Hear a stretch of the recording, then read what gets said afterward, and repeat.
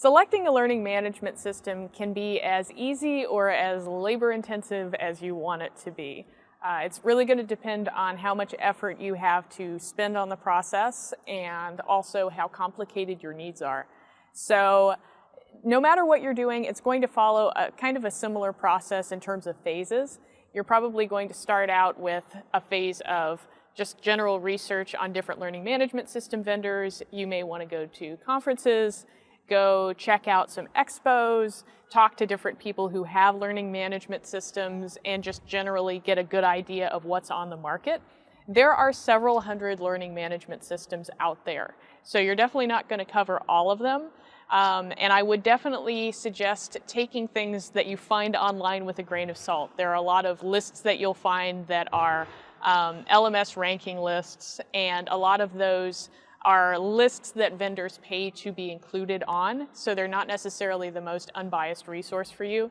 Definitely go out and talk to people directly who are using learning management systems and get some referrals that way. So that might be your first phase of kind of reconnaissance in the field. Once you're done with that, start considering who you really want to look into deeper.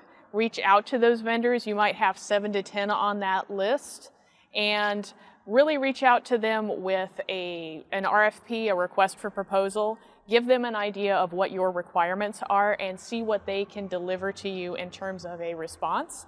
You might want to go through that list and then decide who on that list, there might be 3 or 4 that still match your requirements, and at least the high priority requirements fulfill all of those requirements for you.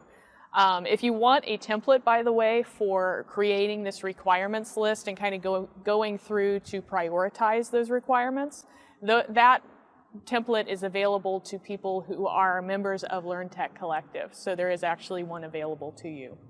Once you get to the point where you're down to 3 or 4 vendors, you can really go in and actually ask for a customized demo. So if there are particular features or particular needs that you have that are very special, you might have that vendor put together a more specific demo showing you those features within the system. The other good thing is if your vendor actually has a free trial that they offer, they can give you access to the live environment. That would be great because that'll tell you more than anything else, any demo, about how that system actually functions. You can also always ask for a general demo or attend one of your vendors' usual webinars if they put out like a weekly webinar. A lot of them do. So at that point, you can start to use those specialized demos to kind of narrow down who you really want to consider as your favorite vendor or your second favorite.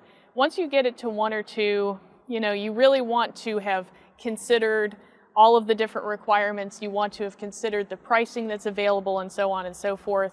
Hopefully you can get 2 vendors, and by that time, you're looking at the contract. If one or the other vendor has a better contract, if one offers a service level agreement, for instance, and the other one doesn't, you can consider which one you want to go with. And it's always ideal to have 2 choices that would both work for you.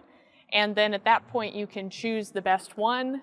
You can go through your contract negotiation and then start talking about with your vendor a plan for your LMS implementation. So that's just a general timeline of how you can proceed through that process. Some organizations take a year to do that process. Some organizations take a period of a month or 2 months. If you bring in a consultant, it absolutely will take you less time because that person is probably working on it. You could have them work on it up to full time and really save you a large amount of time that you can put toward learning and development. It's entirely up to you though, and the thing is, a lot of people feel like they can't really do their own LMS selection process, and the fact of the matter is you can. You know your needs better than any outside consultant does. So if you want to do your own selection process, feel empowered to know that you can actually do that. If you've got any questions and you're a member of the LearnTech Collective group, you can post in the private LinkedIn group and we will get back to you. Thank you.